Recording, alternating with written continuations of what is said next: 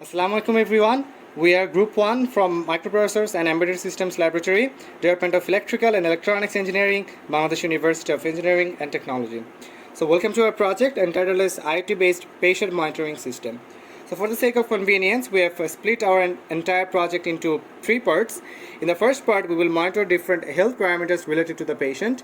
In the second part, we will monitor different environment parameters related to the patient, and in the third part we will design a secured medicine box that can be unlocked only by using the authorized medical ID of the patient.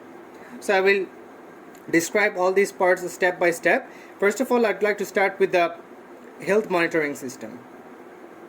So we will perform the monitoring in 3 or 4 steps. First of all, we will monitor everything in real time in our 20x4 LCD display. Second of all, we will share all this information to the doctor via email, and there might be regions where stable internet connections may not be available.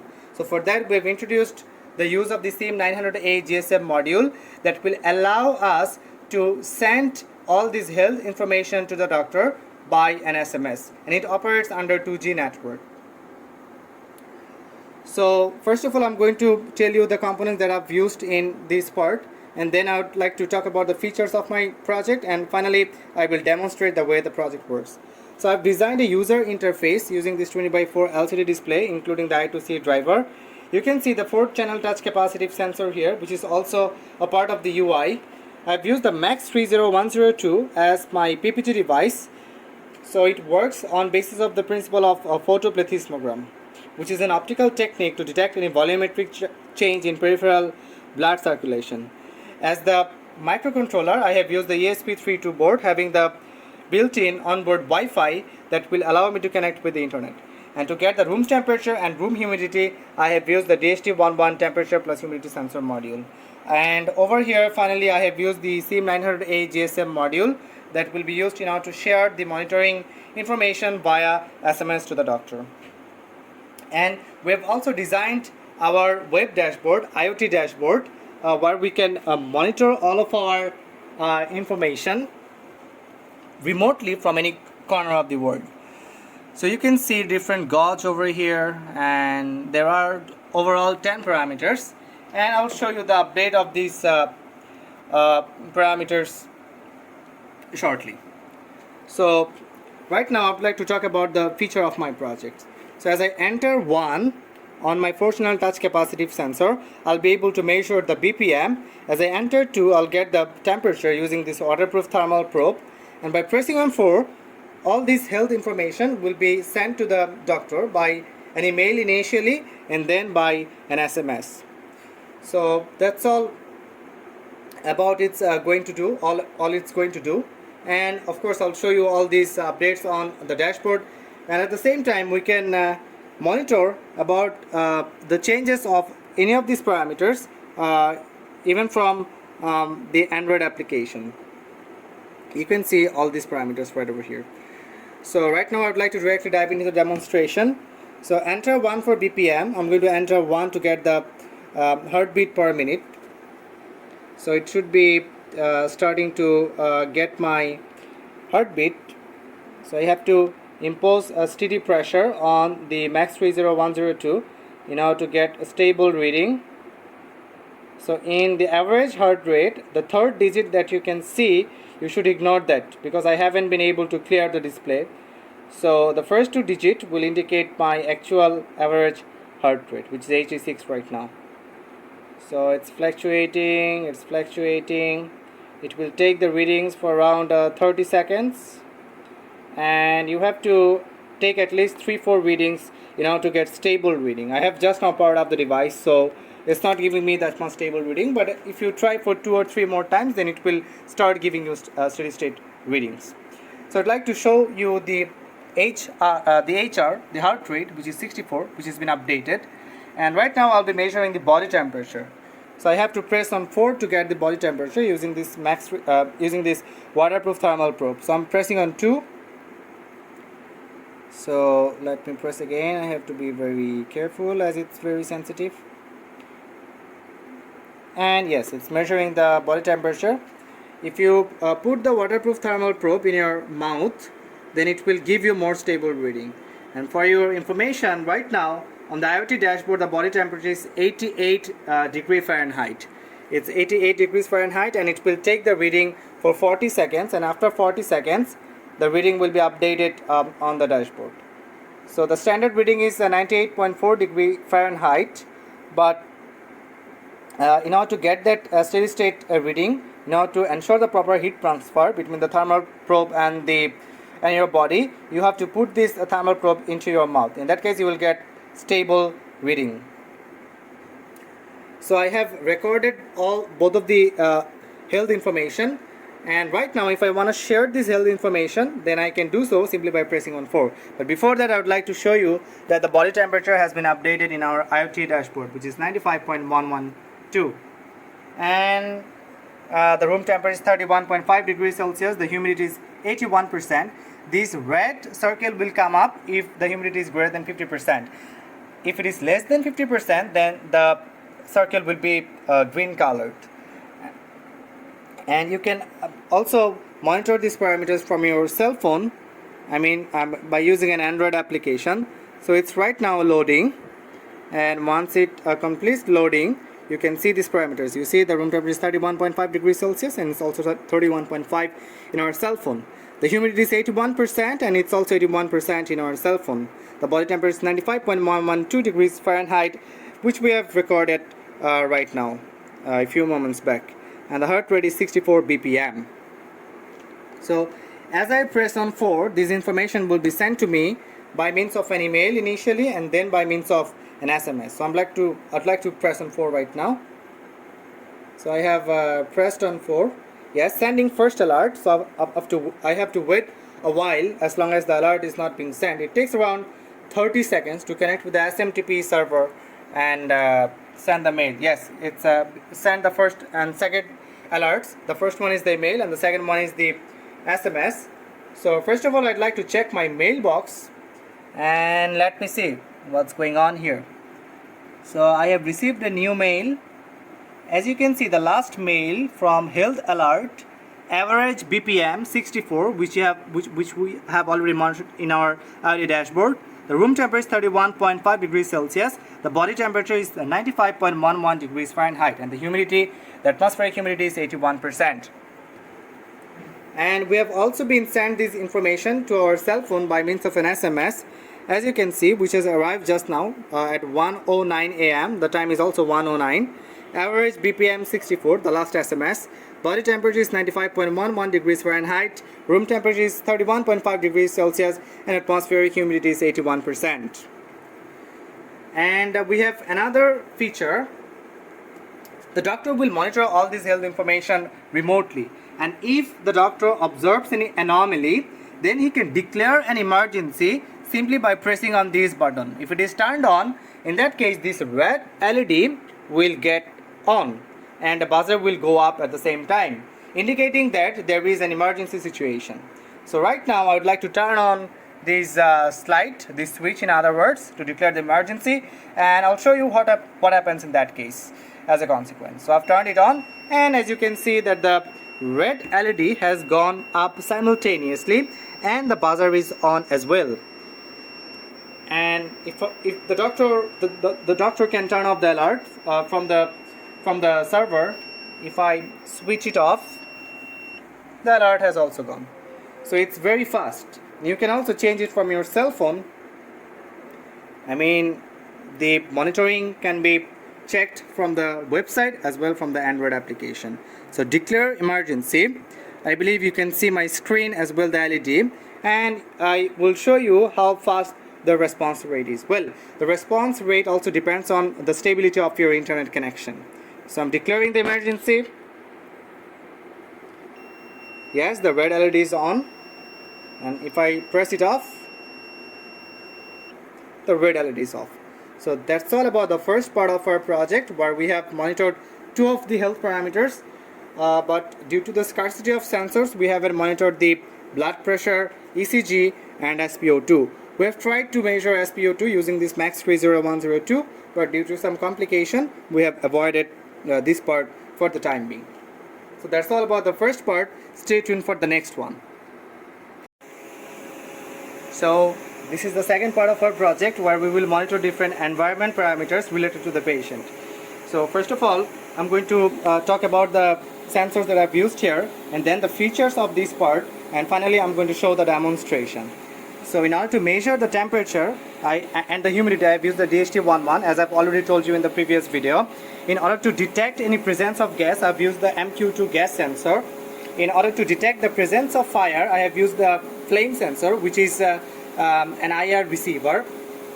And in order to monitor all these parameters in real time, I have used the 16:2 LCD display, including the I2C driver. The use of the I2C driver eventually allows me to work with only 4 wires, eventually allowing me to work with more number of ports available to the microcontroller. And you can see the fan, which will vary its speed with a variation of temperature. I mean, as the temperature varies, the speed of the fan will vary automatically. As the temperature increases, the speed of the fan will increase, and as the temperature decreases, the speed of the fan will decrease. Right now it's operating at its 90% speed, and as the temperature goes above 32 degrees Celsius, the speed will be 100%. You can see 2 AC bulbs, one is the yellow one and the other is the red one. The yellow one will be used in order to alert about the presence of any smoke. I mean, if there is any smoke, the yellow bulb will start flashing, and if there is any fire, the red bulb will start flashing.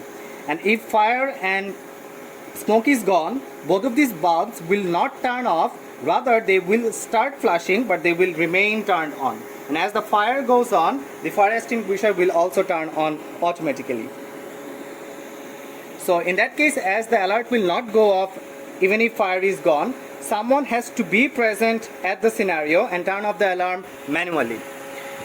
Then, as the microcontroller, as usual, I've used the ESP32 board that has its onboard Wi-Fi that will allow me to connect with the internet and monitor all my parameters on our designed web dashboard, as well from our Android application. You can see the Neo 6M GPS module that I've used in order to extract the GPS coordinates, but it doesn't work indoor. So we had to go on top of the ECE building and extract the GPS coordinates, and then we have set the GPS coordinates manually onto our code, and then we have shown that on our web dashboard. And in order to switch these AC loads, I have used the 2-channel 5-volt relay module that eventually controls the switching of these AC loads by the DC signals generated from this ESP32 board. So you can see the BMP180 pressure sensor that will be measuring the atmospheric pressure. As well, it will also tell me about the elevation of the patient. And the touch sensor, as you can see, the single channel touch capacitive sensor, this will be used in order to turn off the alarm manually. And as the GSM module, I have used the SIM800L GSM module, and as you can see, it's blinking once in every 3 seconds, which is a clear indication that the GSM module is established on network. And over here you can see the L298D motor driver. Maybe it's L298N. The motor driver is used in order to drive this pump with enough power so that it can propagate enough water in order to extinguish the fire. As well, this motor driver will also be powering my fan. So that's all about the description of all the components that I've used here. And right now I'd like to talk about the feature of this part of our project. So first of all, in presence of any kind of fire or smoke, these bulbs will start flashing. And as long as fire or smoke exists, the flashing of these 2 bulbs will not stop. But if fire or smoke goes off, the bulbs will not turn off, rather they will remain turned on consistently. A person has to be present at the scenario where fire or smoke took place, and he has to turn off the alarm manually, touching on this touch capacitive sensor. There is a buzzer inside our box that will be also ringing out in presence of any kind of fire or smoke. And inside this box we have our entire circuit for protection purpose. As you can see, there are inductive elements in our circuit. We have the pump over here, which is an inductive component. We have the motor, which is an inductive component. We have the relay that has magnetic contacts within it. So in order to protect the entire system from the flow of any reverse current, we have used the freewheeling diode, also known as the flyback diode, at a reverse direction with all of these sources. Eventually that will prevent the flow of any reverse current and ensure the smooth operation of all of the components that I've used here. And the speed of the fan, as I've already told you, will vary with the variation of temperature. As temperature increases, the speed of the fan will increase. The lower threshold is most probably 29 degrees Celsius. It's been set on basis of the temperature of our laboratory. So as the temperature increases by 0.5 degrees Celsius, the speed of the fan will increase by 10%. And as the temperature goes above 32 degrees Celsius, the speed of the fan will be 100%. Then, in presence of any fire or smoke, the alert will be updated on our designed IoT dashboard. As well, we will be sent a phone call as well an SMS. And then what's left here? The SIM800L GSM module will be alerting with the SMS because stable internet connection may not be available in all regions. So in that case, the SMS alert will be very helpful. And we will monitor all this information, the pressure, the presence or absence of any kind of fire on our designed IoT dashboard. I would like to show you the number of variables that are linked to our IoT dashboard corresponding this part. For example, the pressure sensor, the pressure variable is linked to the dashboard in this dot, as you can see, pressure in millimeter mercury, which is varying right now.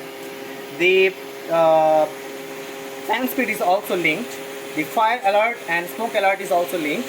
And the green bulb indicates that there is no fire, no smoke. And the red bulb indicates that there is fire. So in case of any kind of incidents, we will be alerted by means of a number of stages. Like first of all, we will be alerted by means of a phone call, then by means of an SMS, then we will be alerted via email, and finally we will be alerted about the update of the incident on our designed IoT dashboard. So right now I would like to directly dive into the demonstration, the way this part works, the way the project works. So first of all, I'm going to show you the fire alert system.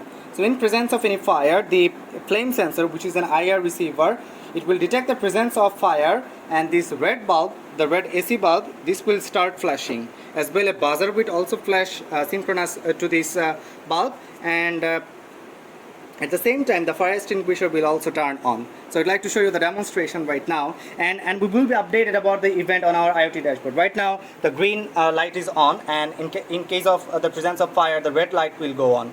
And we will be initially sent a call, then an SMS, and then an email will be sent about the presence of fire. So I'd like to show you the demonstration right now. Alright, this power port is turned off, so I'd like to turn it on right now. Well, in order to save power, I am keeping the motor driver powered off right now.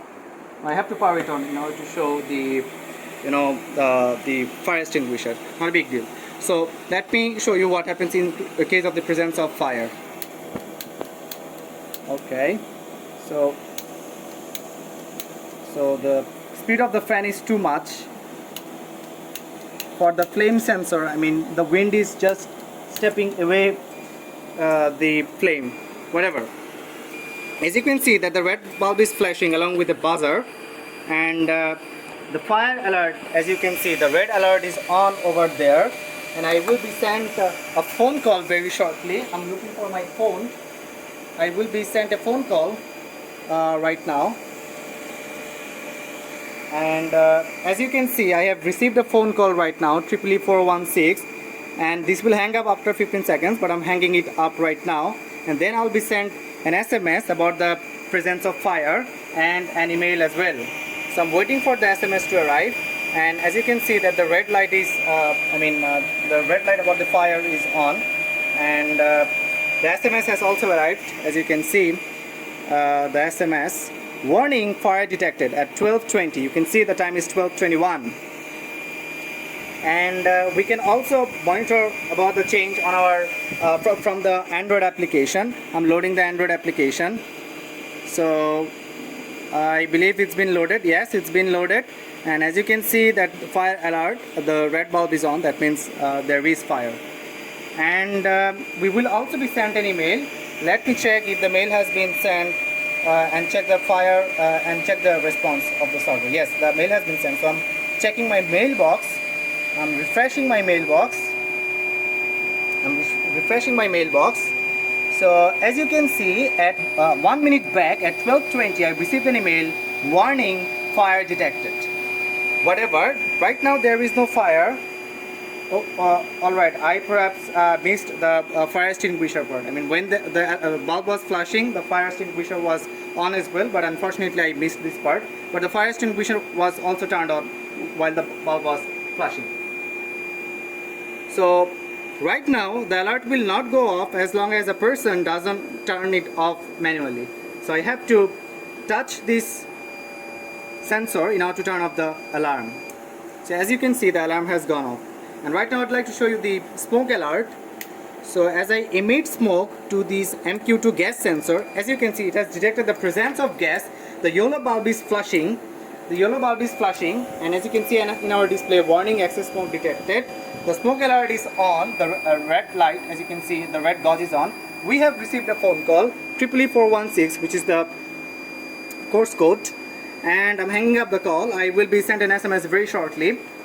I have to wait a while, and I will be also sent an email. So I'm refreshing my mailbox and checking in the serial monitor if the mail has been sent. Yeah, the mail has been sent. So I am refreshing my mailbox, and I must be able to see the mail that there is presence of excess smoke. As you can see, warning excess smoke detected 0 minutes back at 12:23, and right now the time is 12:23. So as usual, a person has to turn off the alarm manually. So here I'm turning it off.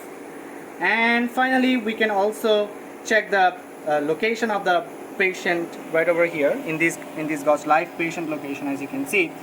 So the GPS module doesn't work indoors, so we had to fetch the GPS coordinates from top of the EEE building, and we had then updated the GPS coordinates manually in our code. So as you can see, the current location, I guess my internet connection is not that much stable right now. However, yes, it's stable. As you can see, it's my current location, EEE building BUET.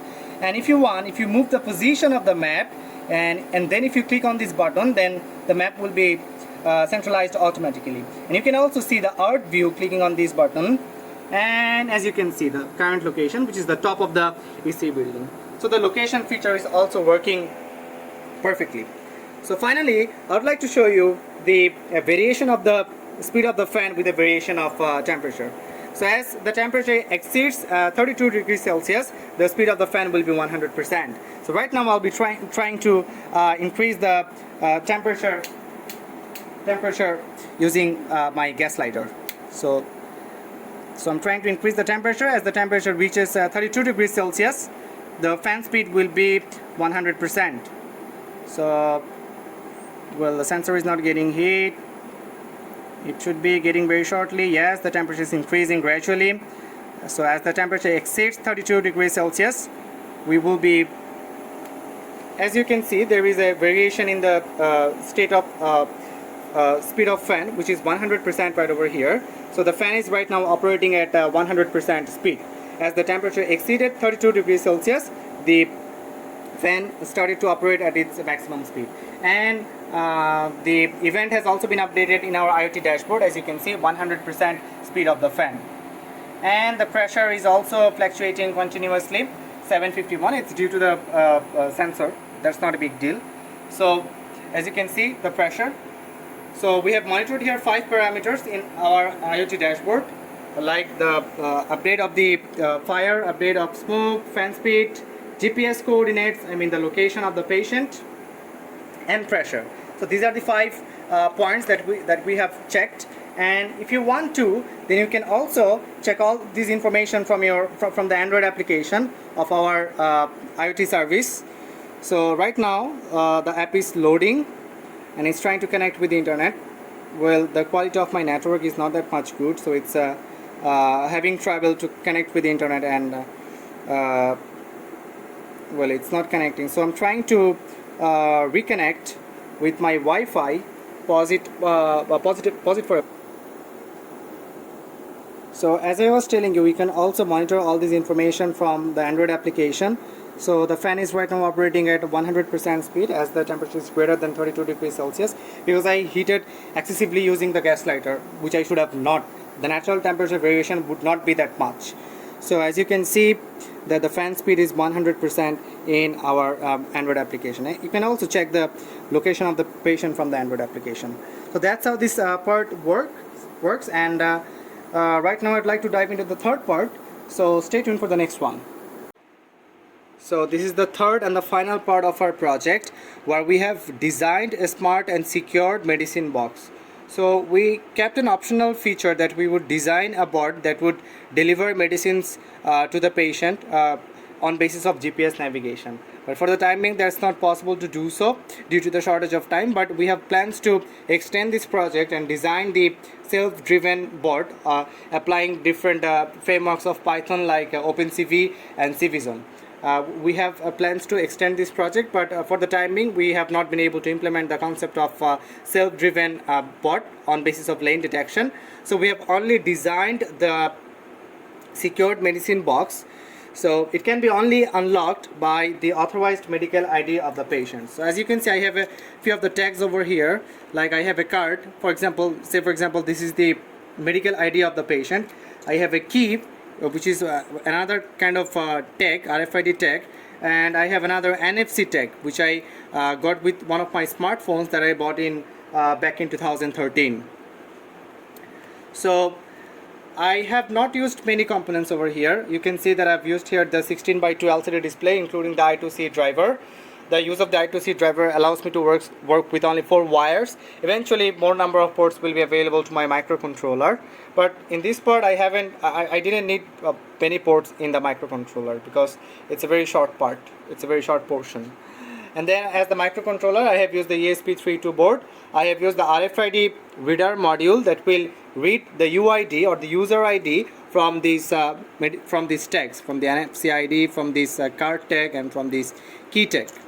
And there are 2 LEDs over here, the green one and the red one. The green one will light up as the box is unlocked with authorized ID, and the red one will start flashing as the box is attempted to unlock with unauthorized IDs. I mean, if any kind of suspicious attempts are detected to unlock the box, in that case the red LED will go up, it will start flashing, as well a buzzer will also start flashing synchronous to this LED.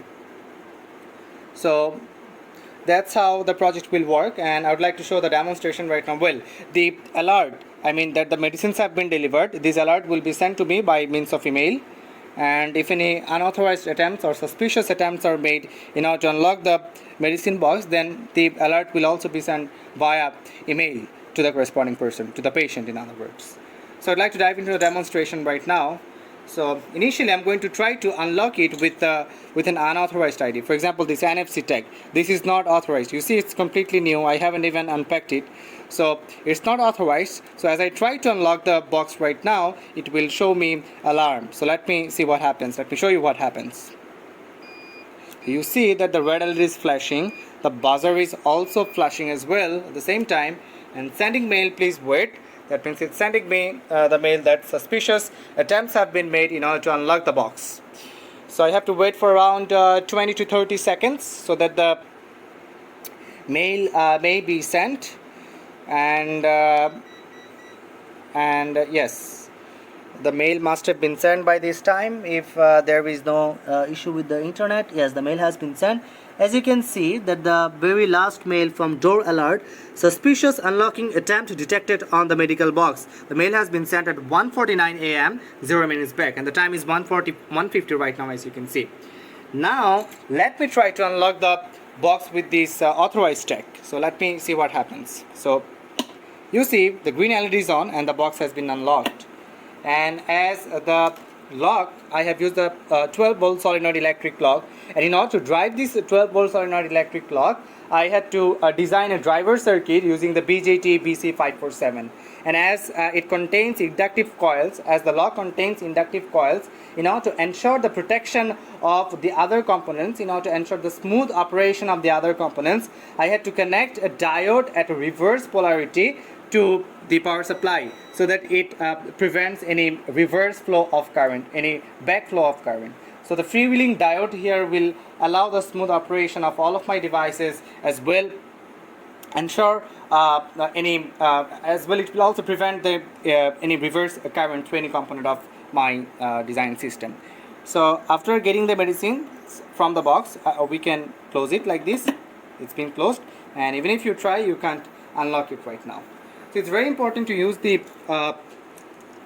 freewheeling diode, also known as the flyback diode, in order to ensure the protection of the circuit. And I don't recommend to use the BC547 NPN BJT because it's rated with only most probably 200 milliampere, whereas the solenoid electric lock drives around 800 milliampere. So I suggest you to use MOSFETs, but I don't have any MOSFET available to me. Even I have a few having a higher threshold voltage.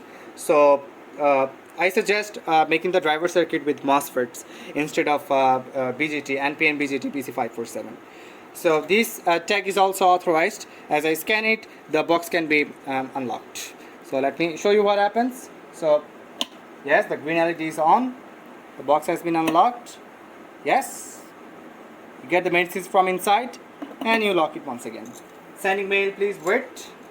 So I have to wait for around 30 seconds so that the mail is being sent, and after establishing successful connection with the SMTP server, we will be sent the mail. And yes, 2 mails have been arrived because I have made 2 attempts to unlock the door. The first mail is medicines have been delivered, which was 1 minute back. The first one that I tested with this card, and the second email that I've got here should be also authorized attempt. Medicines have been delivered to the patient. That means the box has been unlocked using authorized medical ID of the patient. So that's how this project works. So that's all about our project. It's been a long project. We have cascaded 3 parts into a single system.